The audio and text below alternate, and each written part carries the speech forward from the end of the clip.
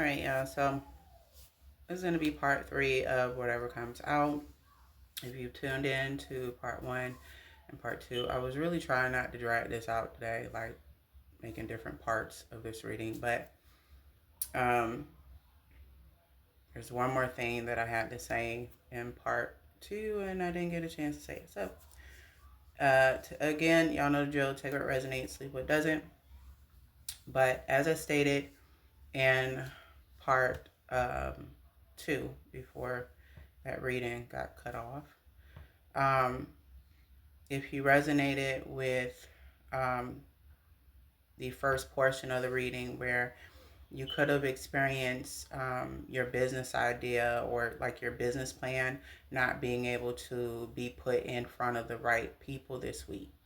The plans kind of fell through is what I'm getting, or you didn't get a chance to get to the bank in time to get it done or present it to the bank. What I'm also getting is that if you did get it put in front of an investment person that like works with the bank or the bank itself, they could have turned your proposal down.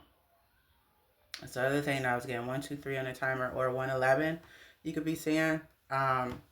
Either way, as I stated in part 1 and part 2, the reason why this did not go in the way that you would have liked it is because there's a bigger opportunity coming. There's a bigger bag coming.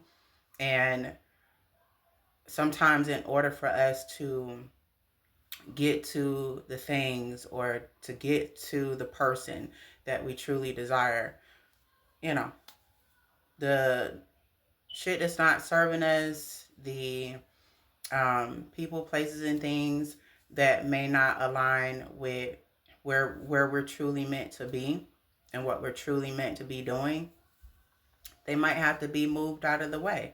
And so what that might look like is sometimes you're going to get a lot of no's before you get a yes. 222 on the timer. If it's relationships, you're going to go through a couple of crappy people, you know. Comes with the territory. You're going to go through the shitstorm of dealing with a lot of people that may not be for you. And then if it's meant to happen, God essentially will send you that person that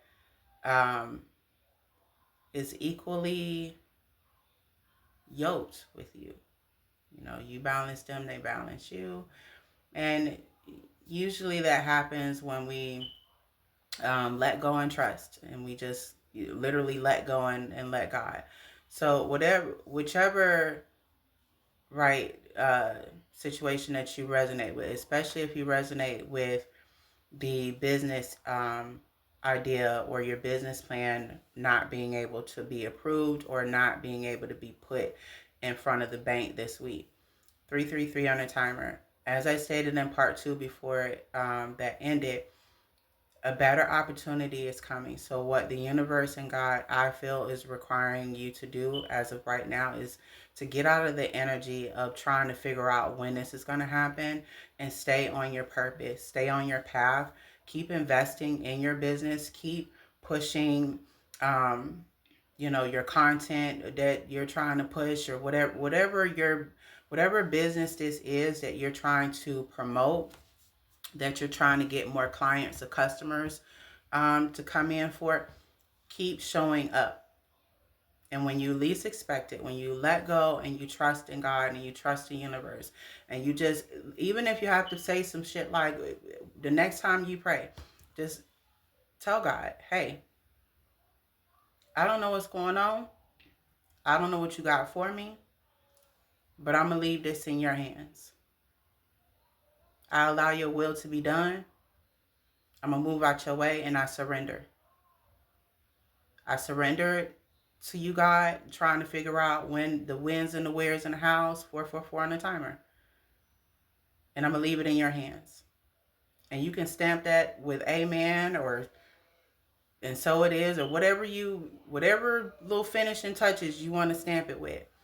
Once you do that, you are energetically, without you understanding, you are energetically releasing control. You are energetically releasing, trying to control the narrative, you're releasing your worry, which can show up as a blockage as well when we're trying to like manifest stuff.